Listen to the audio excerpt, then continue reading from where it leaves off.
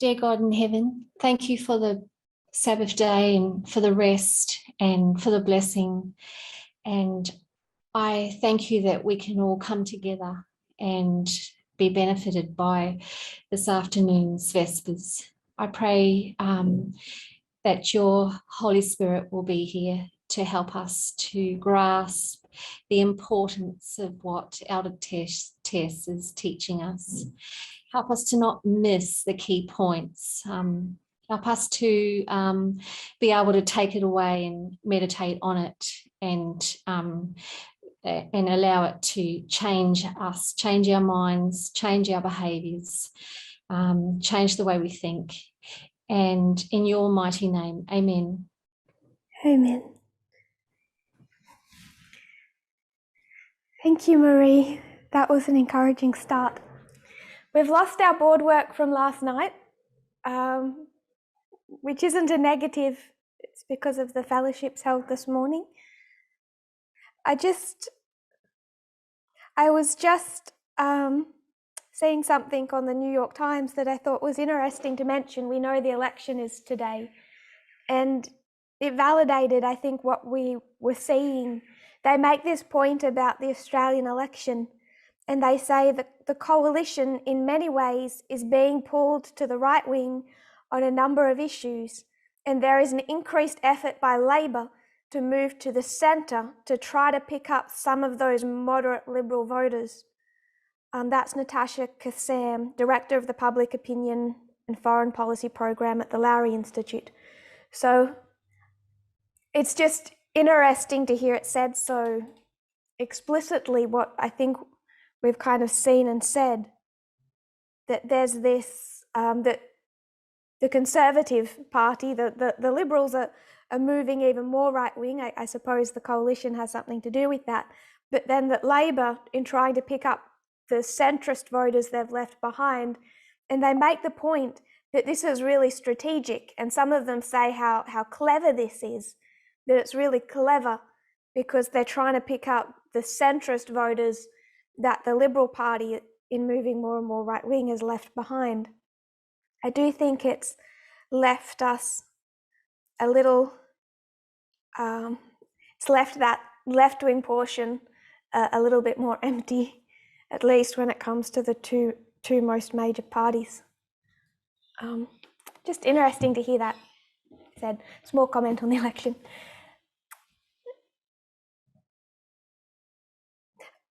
I asked last night, why are we studying the Trinity? And I think all of the answers were good ones. I didn't see anything that I would disagree with. They were all reasonable. They were all, I think, defendable. But I believe the most important reason that we're doing this is not to see what is in existence outside, but what is in existence inside the movement. And to try and demonstrate how that happens, I talked about straw man arguments, waiting for someone to write to me and say straw person. So I'm not sure.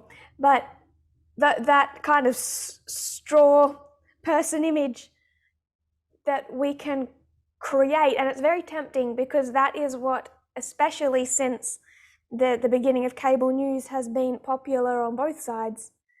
Although the left wing is often accurate. For example, on abortion, they're always seen as creating this straw man argument where the right wing is trying to abolish Roe versus Wade, and the right wing would say, no, we're not. We're just nice little Supreme Court justices. We know what precedent means. And often the left wing was quite accurate in how they portrayed, and the evidences of that are becoming more and more apparent. But it is still something that both can engage in. And this isn't something new that's being said in these classes. We went right back to libertarianism when we discussed the freedom truckers. So it's all too easy, and we made this point, it's all too easy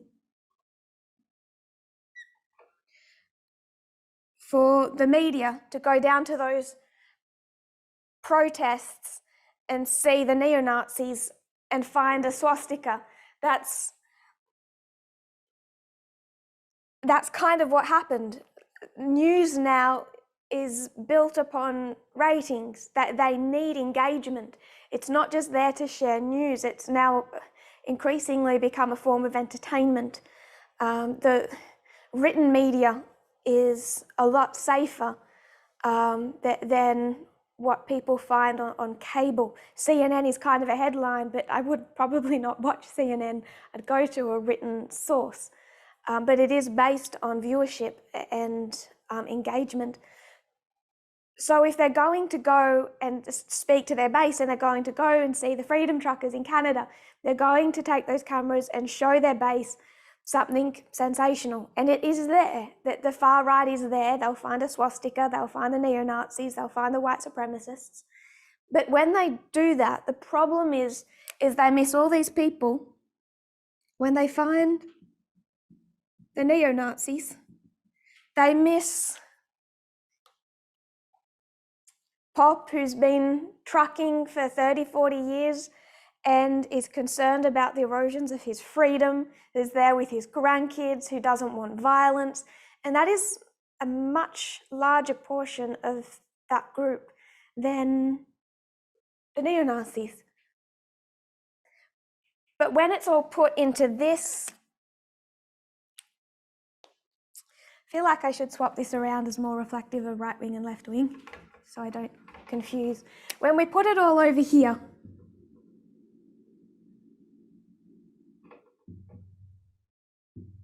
then it's all too easy to say, and not just for people in this movement, it's all too easy for those who consider them Democrat or progressive in the United States to say, look how good we are, because we don't like swastikas, we don't like neo-Nazis, we don't like white supremacy, aren't we great?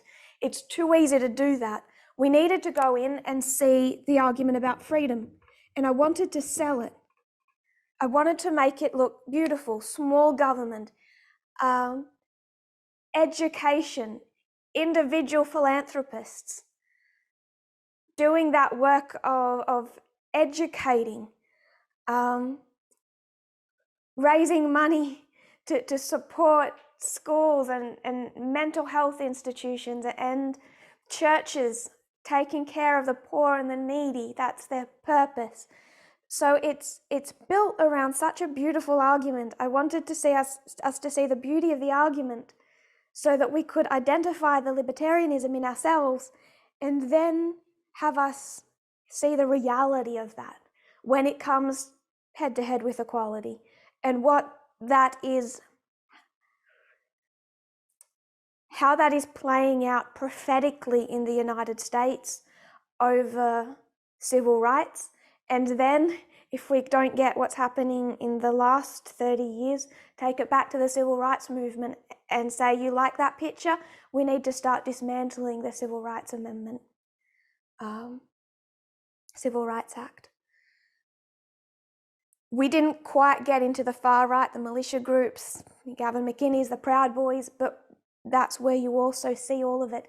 And it's when it's sold to young men, predominantly young men, it is sold as a beautiful package.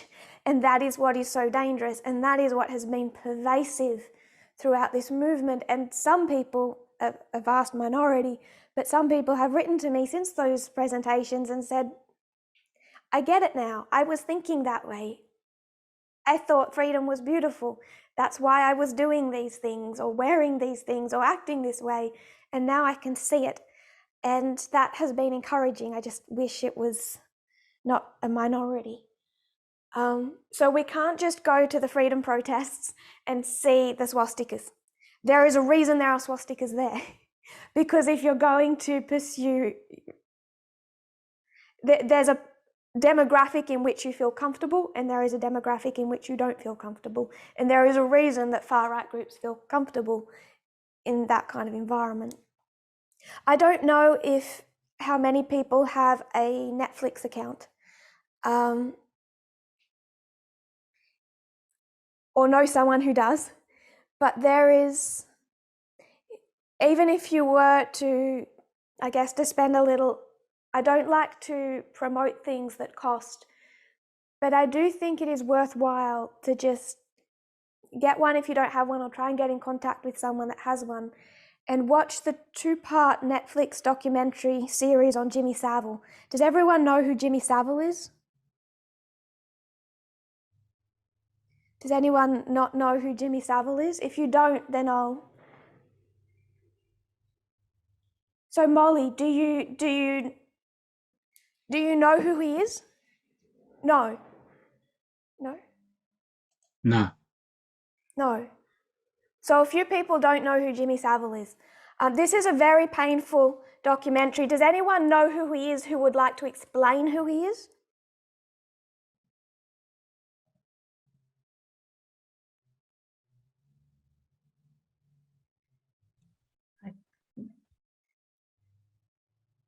If not, I'll just open up Wikipedia and do my best. Catherine.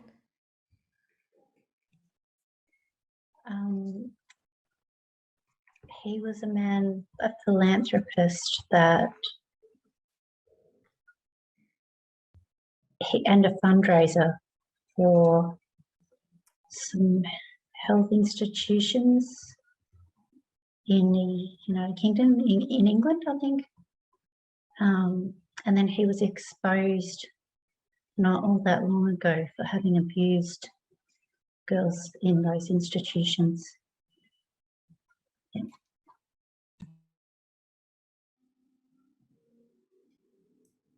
Yes.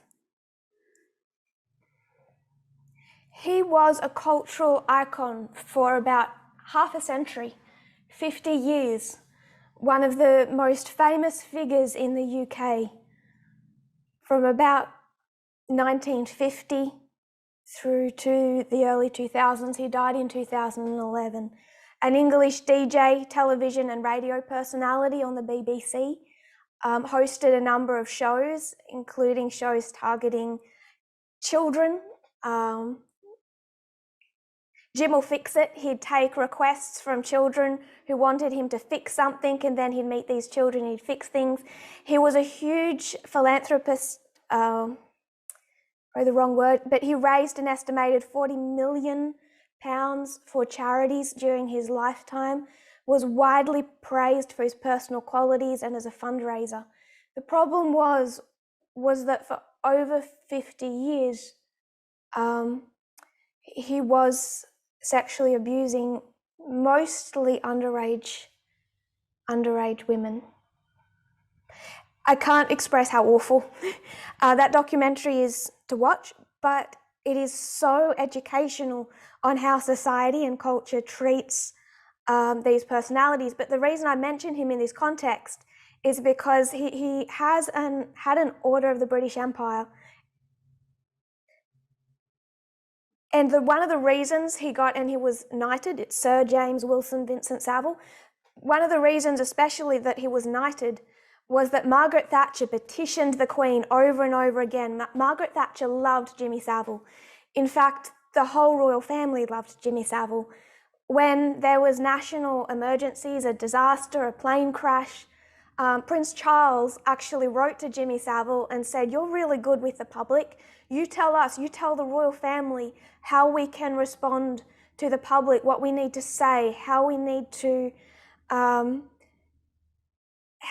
present ourselves before the public." And he sent the royal family, and it was given to the Queen to read, advising the royal family on how to handle themselves in public view. He was the favourite of Margaret Thatcher. He was also very popular with Princess Diana. She just used to go visit him to hang out. He was incredibly popular. But his misogyny and sexual abuse of underage women it's not very hidden. And the reason I just mention him now was because of his popularity with Margaret Thatcher. The reason Margaret Thatcher loved him was that she was a right-wing conservative libertarian. And with that mindset, the government needs to be small. The government doesn't raise money to keep key institutions funded. Instead, you have people raise this money, and he represented to Margaret Thatcher what libertarianism was capable of. When you had just an ordinary citizen go out to the public and say, look, this institution that houses vulnerable young women needs funding. And will the public please donate to fund this institution? And people love him and people donate. Government is entirely out of it. That's the beautiful libertarian view. It's these philanthropists, it's these activists that are completely separate to control of big government, appealing to the good-hearted members of society to help fix and educate their society and support these institutions. But because the government was not involved, he was then able to turn up in his car and take those vulnerable young women and do whatever he wanted, with whoever he wanted, how whoever he wanted. And those women, hundreds and hundreds of them, because they were vulnerable, because he was famous and loved by society, he was untouchable until after he died. He had put on his tombstone after he died, "It was good while it lasted." And that was seen as so offensive to the people that he had abused, that when the full scale of his abuse came to light, they took his tombstone under cover of darkness, tore it up, took it down to a shed. This is like police officers, people who were angry, and it was too late for justice because he was too popular, because government was not involved, because you don't take down a great man just because of a few troublesome young women. And they spent all night hammering and chiseling that phrase off of his tombstone, kind of like Hitler's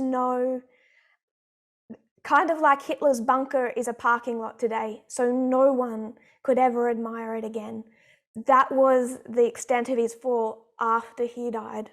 He lay in state for a number of days after his death. I think there's a few things we can learn from that, but that's the danger of the beautiful trust that libertarianism wishes to have with society and how it empowers individuals without big government oversight. That is the reality of Margaret Thatcher's vision, and it is horrific, and it's worth watching the documentary just to get that point.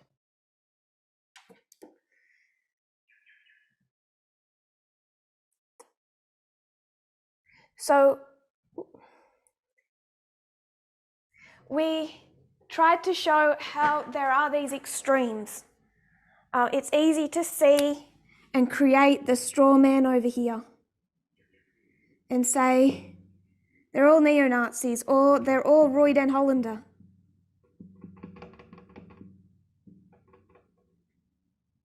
And that's not the reality. The vast majority are in here. And when we see this and make ourselves feel good, we feel comfortable sitting in here. We don't realise that's where most of the right wing is. And I hoped that that point had come through when we discussed libertarianism. It sells itself as progressive and beautiful. The reality of it, whether you want to look at Jimmy Savile, the Civil Rights Act, January 6th, the reality is always awful, and that is the type of way Satan messages. It sounds wonderful.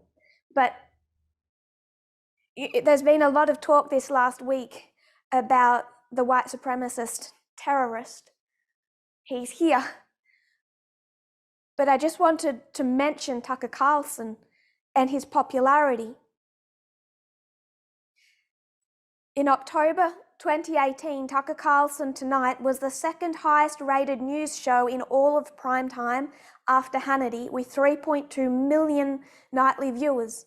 By April 2020, Carlson's program surpassed Hannity as the highest rated primetime cable news show, with an average audience of 4.56 million viewers. During the second quarter of 2020, Tucker Carlson Tonight garnered an average audience of 4.33 million viewers, the largest for any program in the history of cable news. In July 2020, Tucker Carlson Tonight broke the record for highest rated program in US cable news history, garnering an average nightly audience of 4.33 million viewers.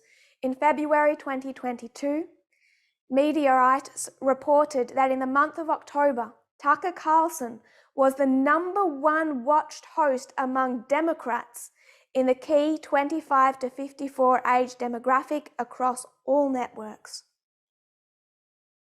So that is 4.33 million people, minus a few, who don't intend to engage in white supremacist terrorism. That is 4.33 million people who do not consider themselves racist. And you have the left wing connecting Tucker Carlson to a white supremacist terrorist. And 4.33 million people in the United States would disagree with that because they see Tucker Carlson as logical and reasonable. He says he's not racist. It's in here. And there's 4.33 million people in here. More people who say they are Democrats, aged between 25 and 54, more in that age range of Democrats watch Tucker Carlson than watch Rachel Maddow.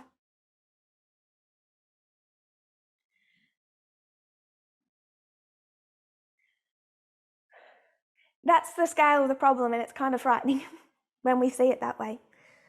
So if we take the message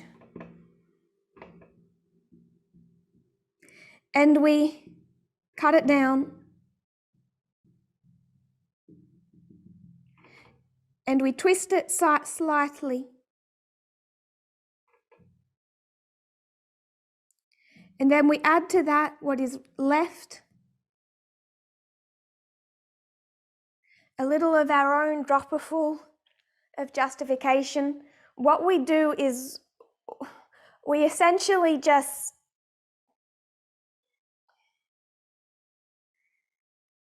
it's like processed food. We process the message through our own little factory. And what it does is it puts all the bad people over here and it puts us as left-wing progressives. It's not that simple externally. It's not that simple internally. And we're going into men's rights arguments and libertarianism to try and prove that point. I agreed with everything that everyone said and put up yesterday. We discussed then, how do we vote? And I wanted to make the point, it can't be through what we say we are. We have to, when it comes to someone like Tucker Carlson, we have to listen to what they say.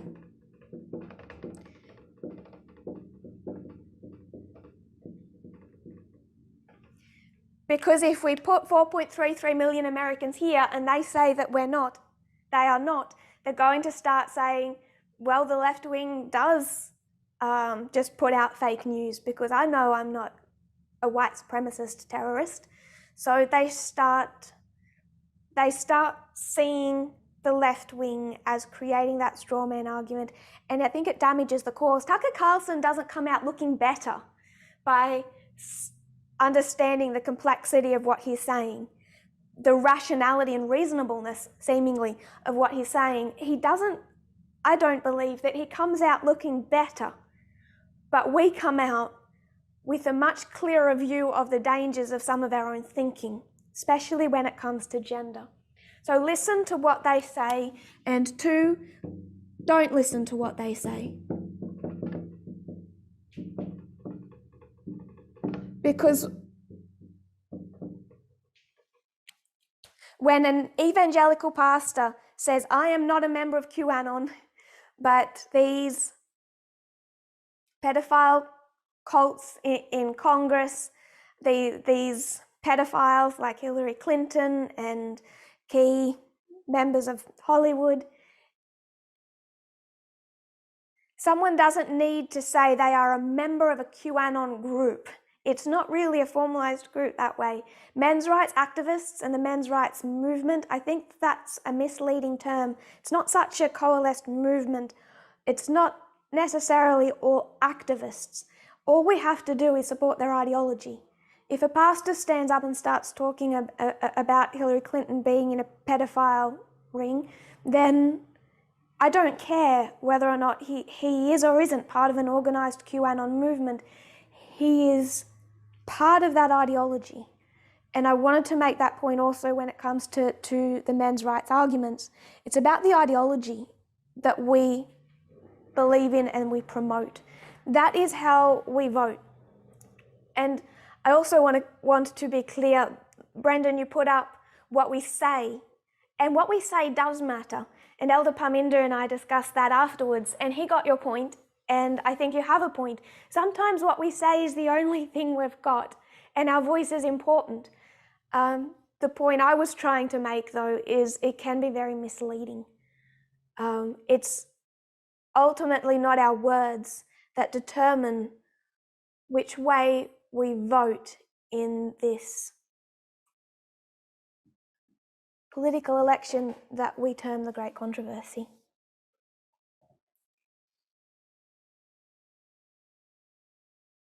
So why all this sexism in the world? We've been going into the misogyny behind, and I just wanted to read that actually. We went into the sexism that pervades from the book The Gendered Brain.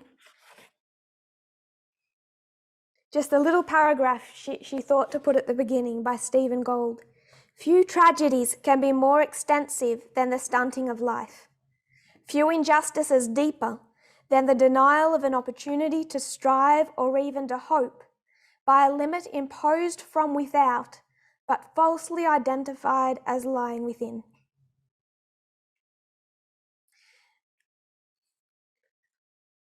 The way she's using that thought in the context of this book is she talks about the tragedy of the stunting of life and how extensive this occurs when it comes to gender, the injustice, the gendered injustice, when women lose the opportunity to strive or even to hope, not by something that lies within, not by biology, but by a limit imposed by society and culture. But she says it's falsely identified as biology, a biological limit. And it's that concept of the biology that she's fighting, and we tried to show how that this is not the standard thought of the scientific community. This is not the standard thought of atheism and has never been.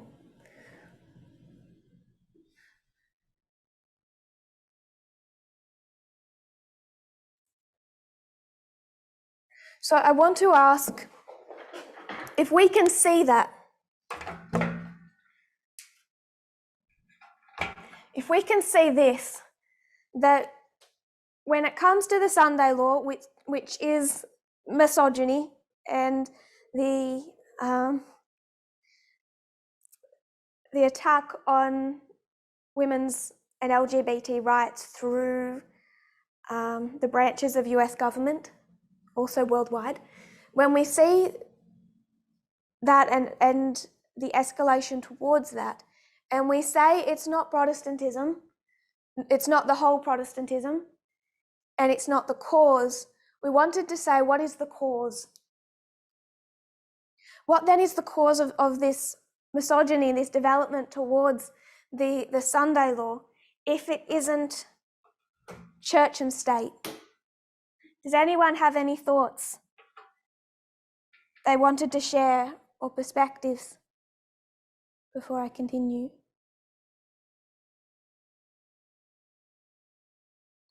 Not at this stage. So I'll ask a question. What's the purpose of the midnight cry?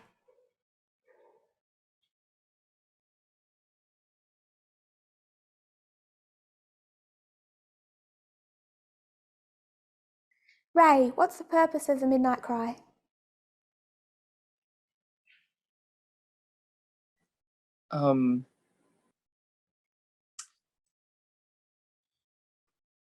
Well, it's the light that guides us all the way to the second advent. That's a nice textbook answer. I guess the purpose of light is to show us the way, by showing us obstacles that might be in our path, showing us where not to tread as much as where to tread.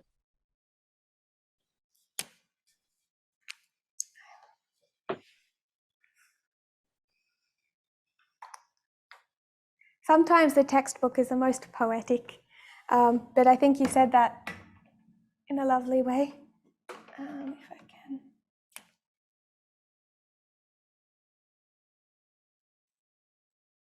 Just want to draw up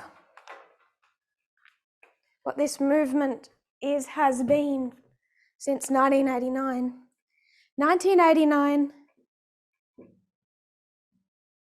we'll skip to the midnight cry. Remember, they don't understand the nature of the kingdom until you get into this history. 14, 16, 18.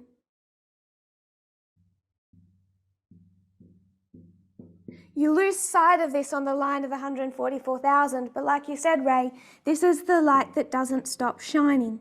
So it's not restricted to that. It's going to go all the way, and I don't want to cut the line for this.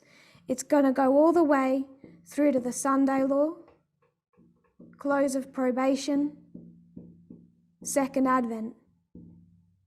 But I want to take this history especially. So I'm going to take that and expand it some more.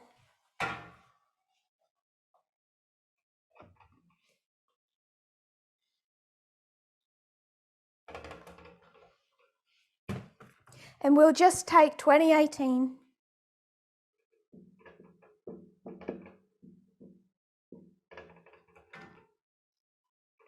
(2019), 2020, 2021,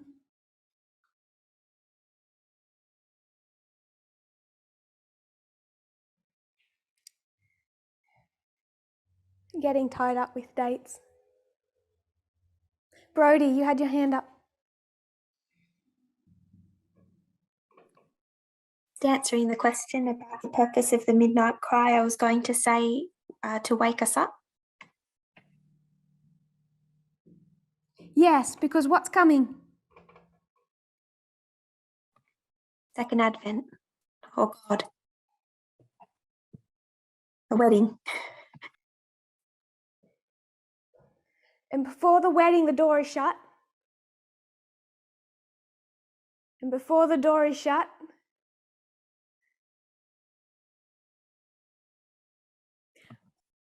what I want us to see is what it's warning us of is of the Sunday law. We know there's a wedding down here and there's a shut door, and it's complicated parable depending on the lesson people want to draw. I think there's a couple of applications in there. I'll leave that one to Elder Paminda. But they need to awaken because the Sunday law is imminent now, and they have to understand it. So the midnight cry is kind of going to give them, the sleeping virgins, a little bit of a kick and say, can't you see it? It's here. You need to be ready for this. And if I can combine some parables, maybe I'm not allowed to do that. You don't understand what it looks like. Open your eyes, see what it looks like. Can someone give me the dates for this?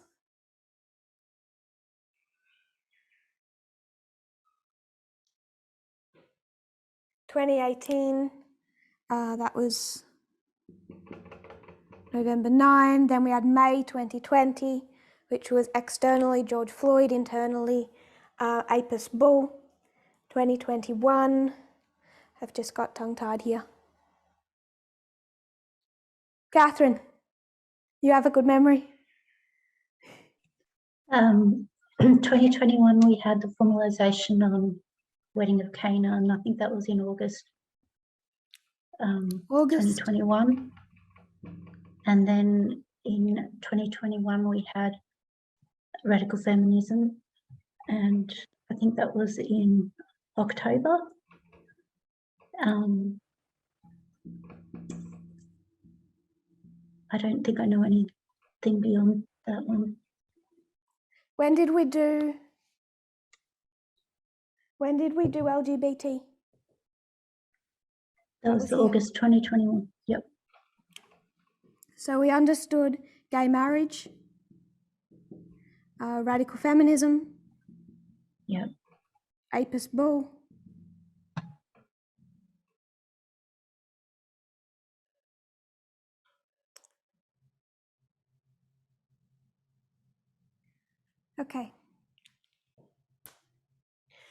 So the virgins need to be awoken because the Sunday law is coming, and it's coming with a test for them. The Midnight Cry is given in Arkansas in 2018. The first angel is there, doesn't understand the nature of the kingdom, and is not going to like it. But I have so much respect for him. I do believe that he had insight that was not human. And I think we can learn a lot from his response. And I don't mean to be disrespectful to someone who I do think suffered more for the development of this message than we realize. And I still feel the need to show him utmost respect for what he has done. But his response when he heard the message, "Wake up, the Sunday law is coming," what did he say?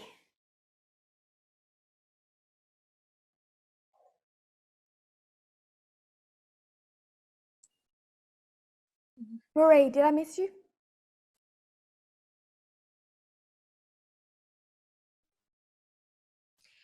I put my hand up for the question you asked before about why did we have a midnight cry.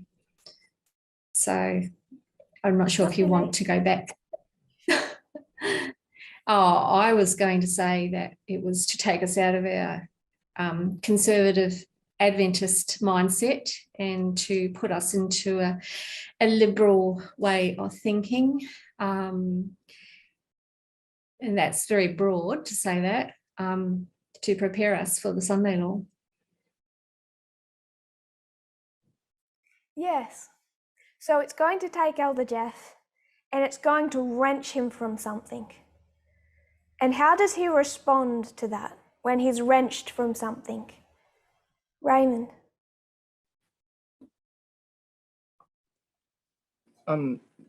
Didn't he say, like, after 2 streams of information was taught, like, why did she have to teach that?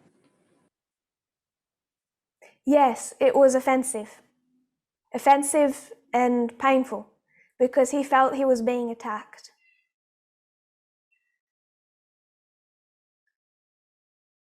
Josephine? I may be thinking wrongly because I was thinking about when it was said that it's the Sunday law, how did he respond? And I thought he thought it was fanaticism, but I could be wrong. He loved everything except for 2 streams of information. He loved everything except what I said about Fox News and right-wing politics in America. Everything else, raffia, panium, general concept of information war as it relates to the King of the North, the King of the South, November 9, World War II. He loved all of that. Pyrrhus. When Ray said, he said, "Why did you have to teach that?" He didn't mean the whole of the message. He said, "I love this message. Why did you have to go and ruin it by teaching 2 streams of information and attacking right-wing American politics?" What's wrong with that? That's what I want us to see. Catherine?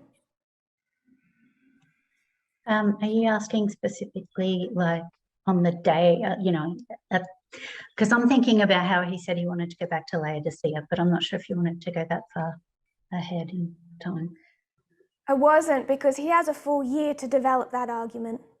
This was his initial reaction to feeling attacked, because I think it is in that initial reaction, that initial defensive posture, that he hit the nail on the head of what he felt he was being attacked over. Did he? I wasn't there, but did he say something about it? The next thing they're going to do is, like, say gay marriage is okay. He doesn't really say that till 2019. Okay, I'll That pass now. all comes later. That wasn't his original concern. We weren't even teaching gender equality in 2018 explicitly. It's built into attacking right-wing politics, which I'm sure was all the subject of gender had to have been on his mind as we're attacking the right-wing position. that wasn't his underlying issue. Graham.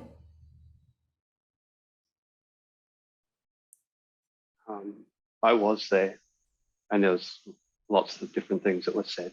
So I'm not entirely sure it's precisely the one that you're talking about. But if I was to merge a couple together from that time period, it would be that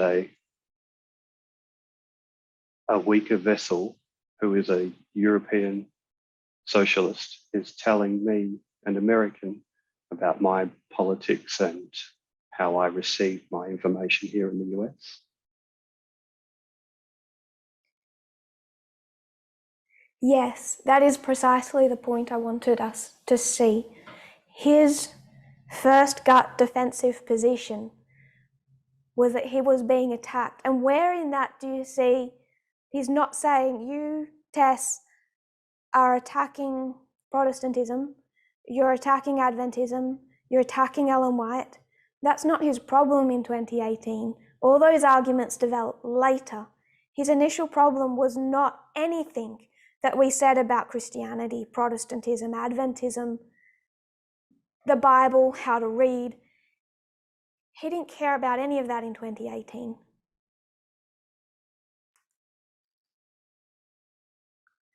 Raymond.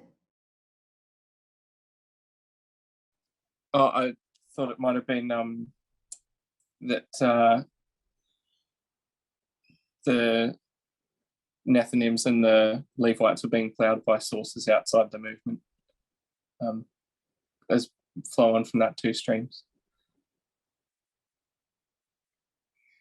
What happens is, because he makes that argument that he's under attack, not his Christianity, but something else, then in the late months, December 2018, we come back in and use the line of the Nethinims to try and show him that it has to be this way, that there has to be two streams of information externally. That kind of comes later to try and help him see it's an irrefutable point if you follow the reform lines. So yes, that's important, but it kind of comes later, that particular defense of two streams. Brendan.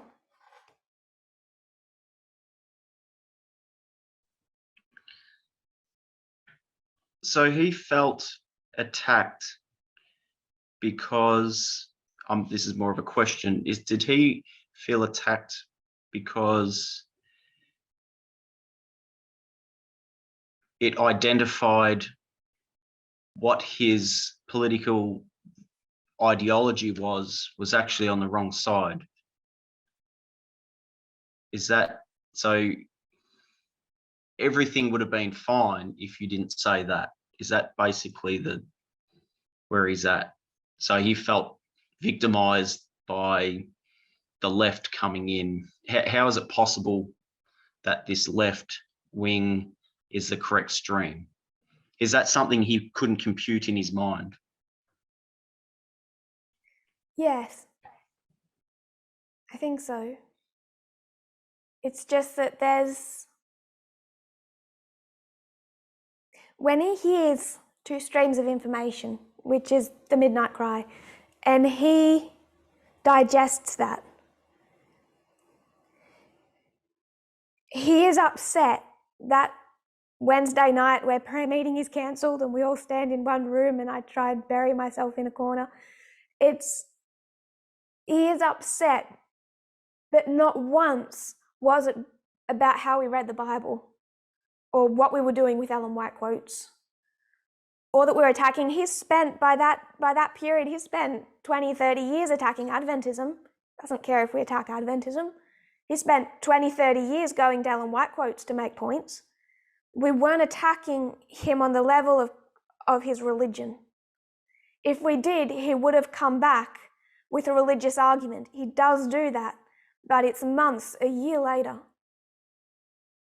that he's able to scramble together religious arguments to fight this.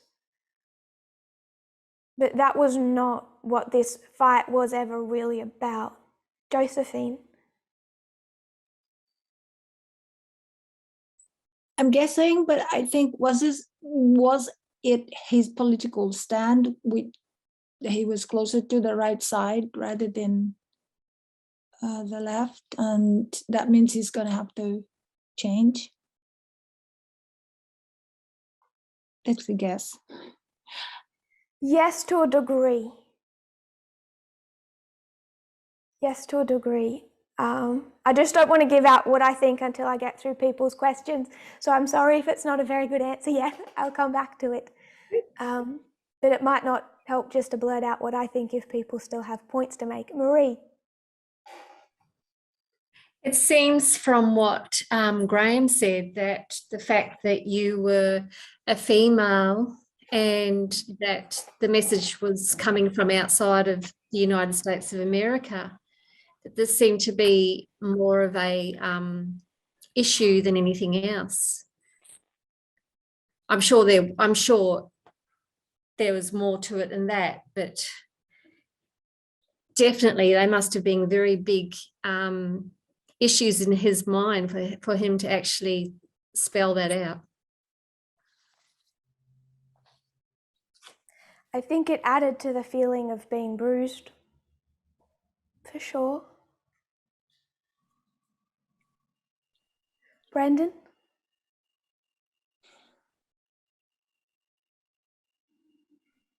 In what Graham said, you know, European socialists or coming in, intervening in, telling, it seems nationalistic as well.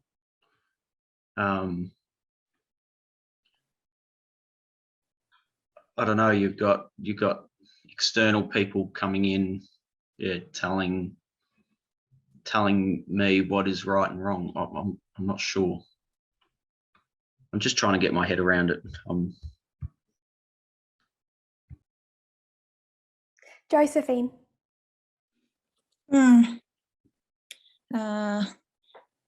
What I'm going to say might sound offensive, but I'll say it because I don't mean it that way. I just want to say what I think. Do you think it's because he feels that this whole thing is being wrenched from his hand? The message is going to a different messenger that he wasn't aware of. He loved this, he loved that, he loved this other thing, but he wasn't aware of certain things. He didn't understand it. And could God be giving it to someone else to carry it on from there? And he feels hurt. This isn't kind of getting to the point that I wanted to make, but just going off what you said, he saw the midnight cry. He cut off the bit about 2 streams of information and gathered what was left. He twisted what was left to what he more suited his beliefs. And then he started his own, including concepts such as predicting all kinds of events at Panium, all kinds of things. He went through this exact process between the giving of the midnight cry and when he finally left. So there is, I think, in that process, the feeling that this message is no longer suits him. But why does it no longer suit him? What did it attack that he felt he had to do this? Sharon, you don't have to answer that precisely, but.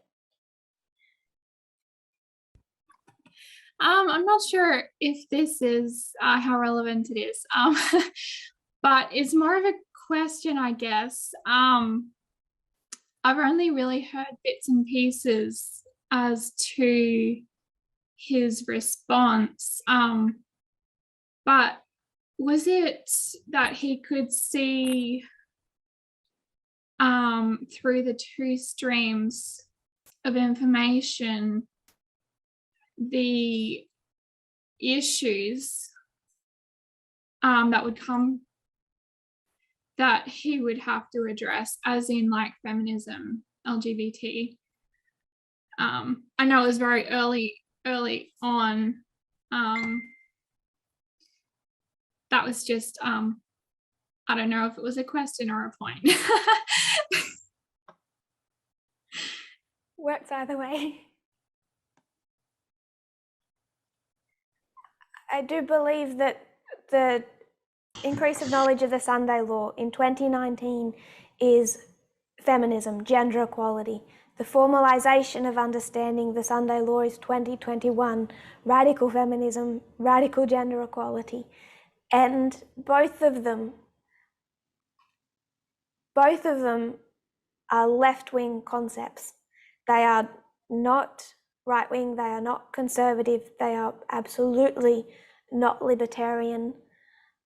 Both of them are left-wing concepts. And so I'm sure that everything that comes packaged with the left wing, whether it was in his conscience or subconscious, conscious or subconscious, that was part of what he was hearing. I'm going to take, so I do think your point is valid. I'm going to take Molly and then Lynn, and then I will wrap up this discussion part. Molly. I think from the response that he gave, especially what Graham was saying, is that he feel weakened when the midnight cry came with the two stream of information. He realized that he was exposed to him being nationalism and sexism, and then he knew by the two stream of information that the movement would be split. And that's why he responded so defensively and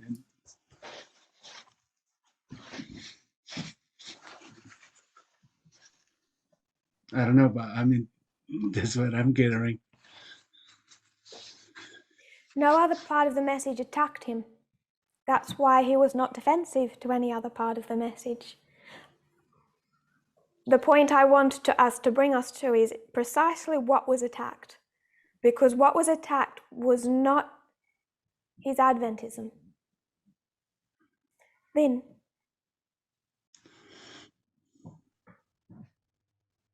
Yeah, I was going to say some of his traditional Adventist views. However, I was also going to say that he had a very literal to literal perspective of prophecy from what I observed, and we all did. I mean, not just him.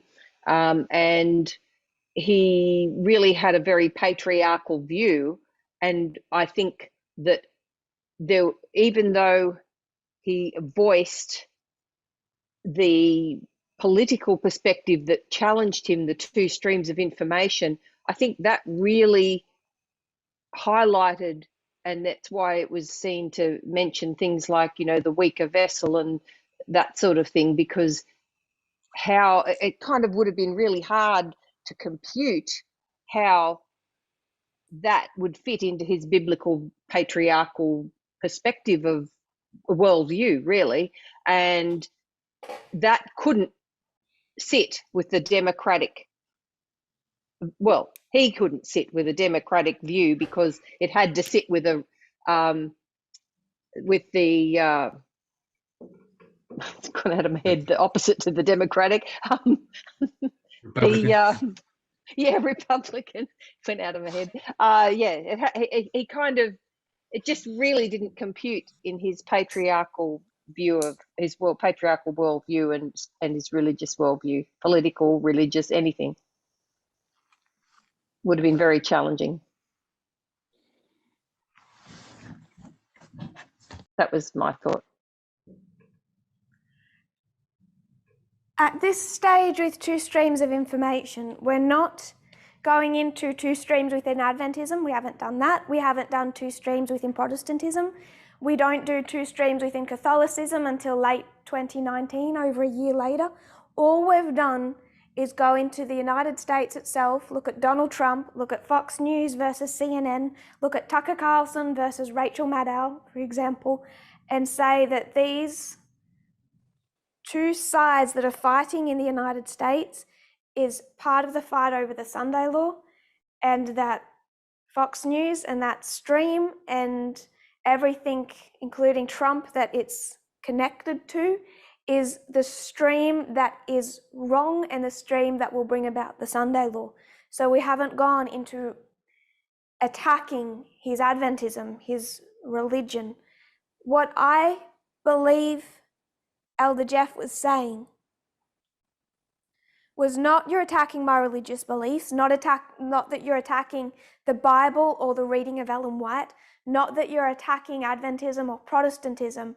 What he said was you are attacking my culture.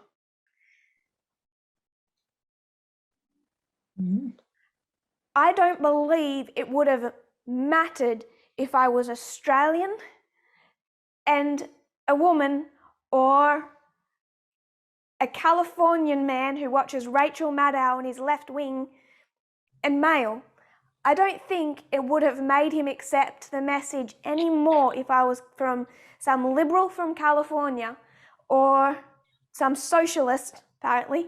I didn't vote for the Socialist Party primarily, by the way, so I mustn't be a socialist. Don't know why that came to mind. But it's not I don't think that was the core issue. What he said was you're attacking my culture, and it's culture that I want to say is the cause. It's not Protestantism. It's not religion, it's culture. And we need to understand the difference between the two.